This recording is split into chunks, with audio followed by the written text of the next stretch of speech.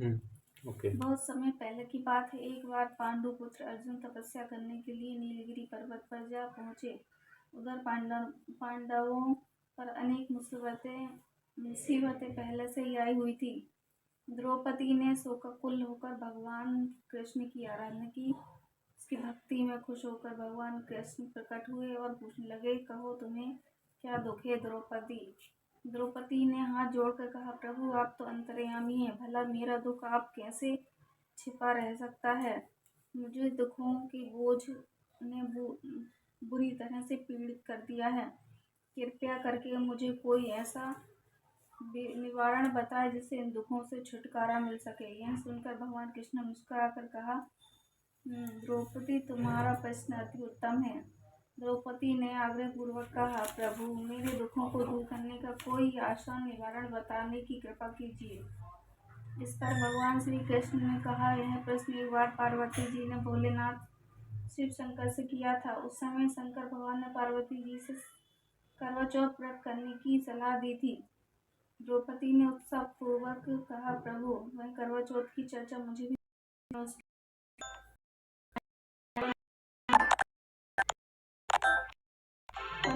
की बात जीवन में दुख सुख तो प्राणी ले ही रहते हैं।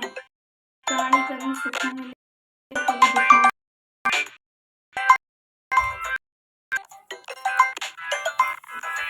कभी दुख में का नाश रहता, फिर भी मैं तुम्हें मंगलकारी एक सर्व सुखदायी नारी मेरा सौभाग्य प्रदान वाली करवा चौथ व्रत की विधि एवं कथा सुनाता हूँ। ध्यान पूर्वक सुनो। बहुत समय की बात है। एक ब्राह्मण रहता था। वह अति गुणी विद्वान एवं धर्मपरायण था। उस ब्राह्मण के 4 पुत्र एक सुशील पुत्री थी। उसकी पुत्री ने विवाह पूर्वक चतुर्थी का व्रत किया, लेकिन वह चंद्रमा के दर्शन होने से पूर्व ही भूख से बुरी तरह पीड़ित हुए। देखकर उसने स्नेही कृपालु भाइयों ने धोखे से पीपल की आड़ से नकली चांद दिखाकर दिया। लड़की ने नकली चंद्रमा को अर्घ देकर व्रत खोल दिया।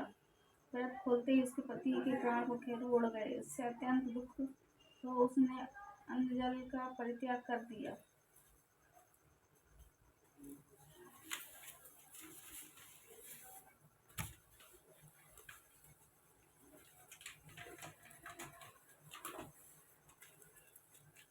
लिखा होगा, जितने दिन चाहो आराम से रहो, मन चाहे खाओ, मन चाहे पियो, पहनो।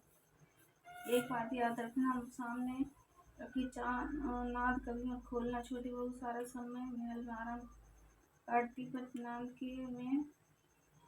नाम के बारे में उसकी उत्सुकता बढ़ती गई। एक दिन जब घर में कोई ना था, उसने चांद को उठाकर देखा तो हजारों छोटे सांप के बच्चे इधर उधर रहेंगे। उसने जल्दी से नाक ढांक दी। एक सांप की पूंछ कट गई। आसाम को नाक के आने पर छोटी ने अपनी गलती स्वीकार कर ली। नाग ने उसे माफ कर दिया। मूर्खों की तरह नाक के नीचे आकर कर लिए। शाम को नाक के आने पर छोटी ने गलती स्वीकार कर ली। नाग ने उसे माफ कर दिया। जब छोटी ने ससुराल जाने की इच्छा की तो धन रत्न आदि देकर विदा की। छोटी के ससुराल में अब उसकी इज्जत बड़ी होने लगी। कैसे लिखते हैं। सांप की पूंछ कटी थी। उसने अपनी माँ से पूछा कि मेरी पूंछ कैसे कटी थी। माँ ने कहा, छोटे भूख माल उठाने जल्दी में रखने की वजह से तुम्हारी पूंछ कटी। तो वह बोला कि मैं छोटी से बदला लूंगा। माँ बहुत समझाने पर एक दिन झुकी दिल से छोटी के घर जा पहुंचा। अवसर पाकर उसे काटने की सोचने लगा। वहाँ छोटी बहू और उसके सास में किसी पर बात हो रही थी, तो वह छोटी कसम खाकर कह रही थी कि मैंने ऐसा नहीं किया। वह कह रही थी, मुझे बंडा भैया से प्यार कोई नहीं। उन्हीं की शपथ खाकर कहती हूँ मैंने ऐसा नहीं किया। बंडा ने जब सुना तो विचार करने लगा, जब उससे मैं प्रेम करती हूँ, उसे काटने आया था। वो चुपचाप अपने घर चला गया। माँ ने पूछा तो ले आया अपनी बहन से बदला। वह कह रही, माँ बहन से कैसा बदला। तभी बंडा भाई वो छोटी बहन हुए भाई प्रतिवर्ष चौथ के दिन करवा लेकर आता। बड़ी बड़ी प्यार से करवा चौथ का व्रत करती है। बस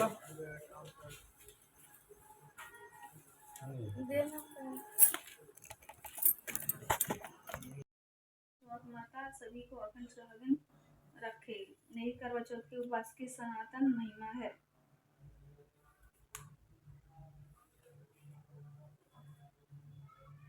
ये वाली भी सुनाऊं, दूसरी वाली? एक मिनट।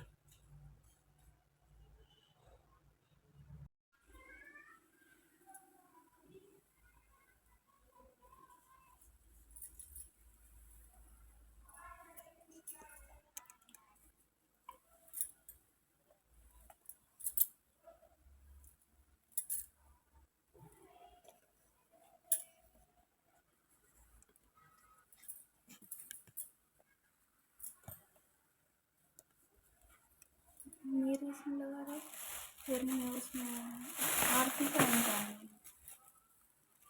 वीडियो में रही तो ना बोला भी।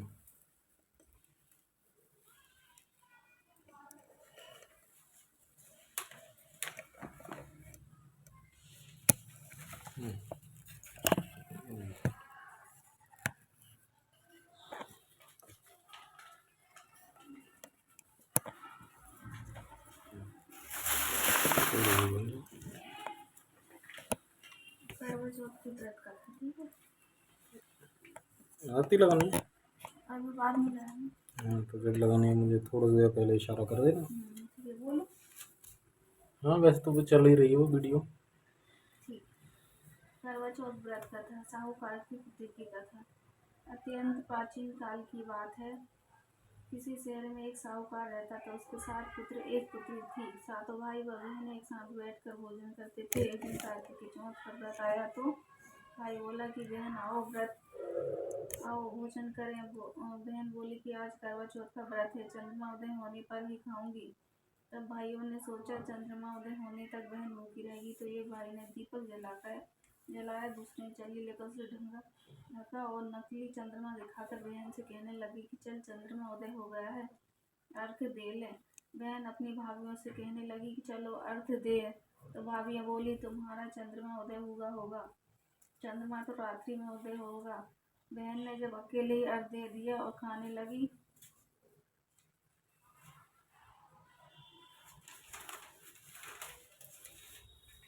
तो प्रथम ही ग्रास में बाल आ गया, द्वितीय ग्रास में कंकड़ आया और तृतीय ग्रास में मुंह की ओर किया तो उसकी ससुराल से संदेश आया कि उसका पति बहुत बीमार है, शीघ्र भेजो। माँ ने जब पुत्री को विदा किया तो कहा कि रास्ते में जो भी मिले उसके पैर छूना और जो कोई सुहाग का आशीर्वाद दे तो उसको पल्लू में गांठ लगाकर उसे कुछ पैसे दे देना। बहन ने जब भाइयों से विदा हुई तो रास्ते में जो भी मिला उसने यही आशीर्वाद दिया कि तुम 7 भाइयों की बहन, तुम्हारे भाई सुखी रहे और तुम उनका सुख देखो। सुहाग का आशीर्वाद किसी ने नहीं दिया। जब वह ससुराल पहुंची तो द्वार पर उसकी छोटी ननद खड़ी थी। वह उसके भी पैर छुए तो उसने कहा कि सुहागिन रहो, सपूतों हो। तुम्हें सुनकर पल्लू में गांठ बांधी और ननद को सोने का सिक्का दिया। जब साहूकार की पुत्री भीतर गई तो उसने सास से कहा कि तेरा पति जमीन पर पड़ा है। यह सुनकर वह पति के पास जाकर उसकी सेवा करने के लिए बैठ गई। बाद में सास ने दासी से बचा कुचा भोजन भेज दिया। इस प्रकार से समय बीतते माघ की चौथ आई तो चौथ माता बोली करवा ले भाई की प्यारी करवा ले। जब उसे चौथ माता नहीं दिखाई दी, वह हे माता आपने मुझे उजाड़ा तो आप ही मेरा कल्याण करेंगी, आपको मेरा सुहाग वापस करना होगा। यह सुनकर चौथ माता ने कहा सुनो पुत्री, पौष की चौथ आएगी, वह मुझसे बड़ी है, उससे ही कुछ कहना, वही तुम्हारा सुहाग वापस करेगी। पौष की चौथ आकर चली गई, माघ की चौथ भी आकर चली गई, फाल्गुन की भी चली गई, चैत्र वैशाख जेठ आषाढ़ श्रावण व भाद्रपद की सभी चौथ आई और यही कहकर चली गई कि आगे वालों को कहना। असोच की चौथ आई तो उसने बताया कि तुम्हें कार्तिक की चौथ अप्रसन्न है, उसी ने तुम्हारा सुहाग लिया है, वही वापस कर सकती है। वह आए तो उनके पैरों में गिरकर विनम्रता पूर्वक प्रार्थना करना, यह समझाकर वह भी चली गई। जब कार्तिक की चौथ आई तो उस समय बोली भाइयों की प्यारी बहन करवा ले, दिन में चांद देख उगाने वाली करवा ले, व्रत खंडित वाली करवा ले, भूखी करवा ले। यह सुनकर वह चौथ माता को देखकर उनके पैर पकड़कर गिड़गिड़ाते हुए कहने लगी, हे माता, मेरा सुहाग आपके हाथ में है, आप ही मुझे सुहागिन करें। इस पर चौंक माता ने कहा, पापी मेरे पैर पकड़कर क्यों बैठ गई है? सुनकर साहूकार की पुत्री ने कहा, मुझसे जो भी भूल हुई उसे माफ़ कर दो माँ, आज के बाद कोई भूल ना करूँगी। मेरा सुहाग मुझे वापस कर दो माता जी, मुझे तो आपका ही सहारा है। साहूकार की पुत्री के वचनों से प्रसन्न होकर चौंक माता ने अपने नेत्रों से काजल, नाखूनों से मेहंदी, टीके में से रोली लेकर उंगली से उसके पति पर छींटा मारा तो वह उठकर बैठ गया।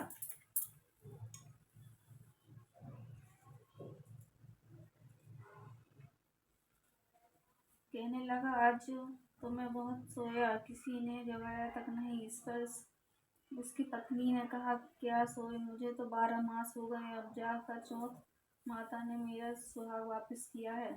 उसके पति ने कहा, अच्छा, जल्दी से चौथ माता का पूजन करो। 12 मास, सॉरी डिस्टर्ब कर रहा हूँ, 12 मास तक वैसे ही रखी रही हो? जब चौथ 12 मास तक रह जाएगी। चौथ की कहानी सुनी कर वह पूजन किया तो प्रसाद खाकर दोनों पति पत्नी चौपड़ खेलने बैठ गए।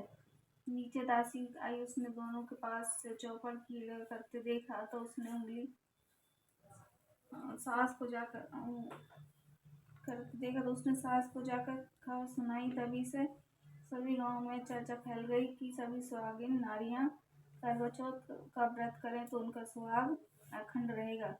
जिस प्रकार चौथ माता ने